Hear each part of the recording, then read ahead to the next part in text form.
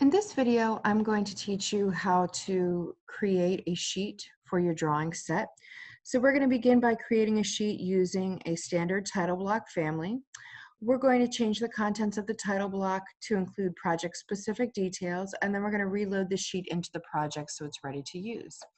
So I'm going to begin by just showing you that you need to create a sheet down here by seeing Sheets in the project browser, and you're going to right-click and hit New Sheet.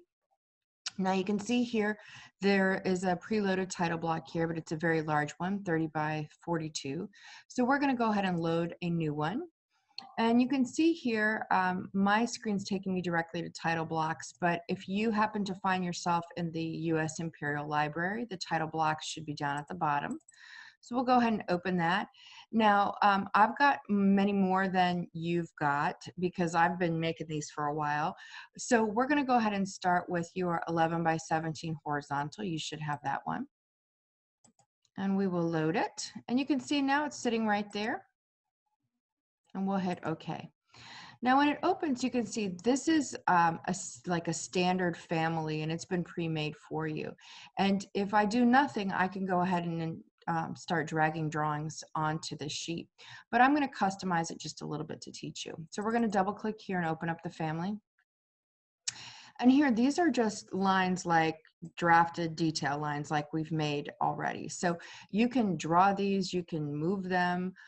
For example, if I want to delete this one, and let's say I want to create another line that allows me to have a 1-inch square up here, perhaps to put a company logo, I can do that. The job number here, we can go ahead and overwrite this, and I'm going to put IND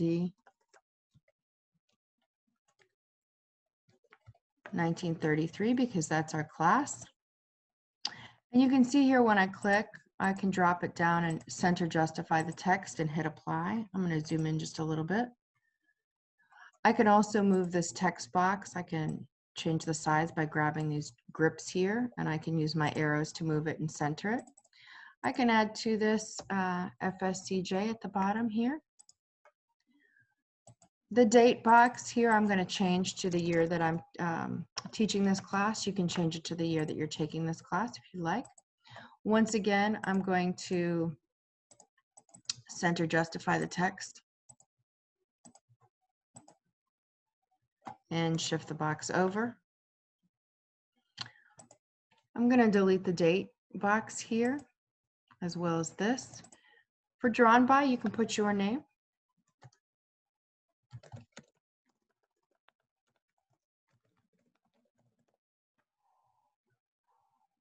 And it'll go automatically to the next line if you want it to, but you can put it on a single line if your name is short and it fits. Once again, I'm going to justify the text to center and move it up so it fits nicely in that little space. I'm going to delete a couple of these here. I'm not going to put the checked by parameter, but if you want to leave it, you're welcome to. That's usually just put in there in case the design firm wants a record of who redlined or who's responsible for the corrections to a drawing set as compared to the person who actually drew the set. For the sheet name and the sheet number, we're going to change that through a different method. Client name here, this is actually a parameter. So if you, it's not going to let me change the type here. And the reason why is because it's been brought in, if I hit the edit type, it's been brought in as a parameter here. And this is similar to what we saw when we were bringing parameters into our schedules. And these are all the different things that you can add to your title block if you want to. But the thing is that this is going to have ramifications for other drawing sets down the road. And so, for example, if I change the sample value here, then it's could foreseeably change the contents of any time this parameter is shown. So what I'm going to do right now is delete that. And I'm going to go to create, and I'm going to create a text label.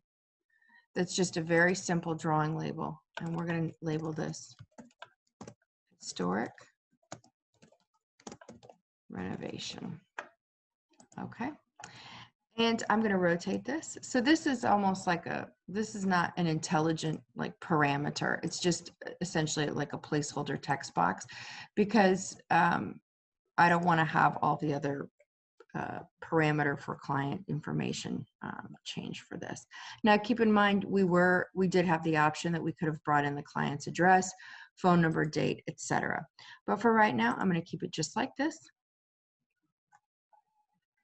Okay, and I'm going to hit the save button. It's going to ask me if I want to replace the existing file. So if I hit no, it's going to ask me to rename it. Now I want you to rename it this, Horizontal IND 1933 FSCJ. That way you've got this and you can apply it to other projects if you want. We'll hit the save button. For me, I'm going to hit yes because I already have this in existence. Okay, so now what I'm going to do is load it into project, and I want to tell it this is module 4 because I've already saved as and renamed this for module 4. So I'm going to hit OK. All right.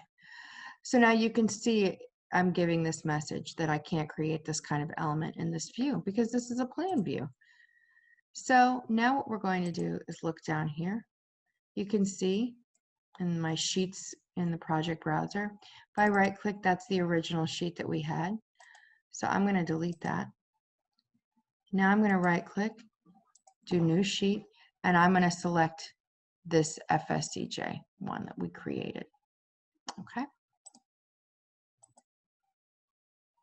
And there it is. It's already in my project. It's ready to go. And as I mentioned earlier, we're going to change this by a different method once we create the series of sheets that we need for this drawing. But for right now, your sheet, your blank sheet, should look just like mine.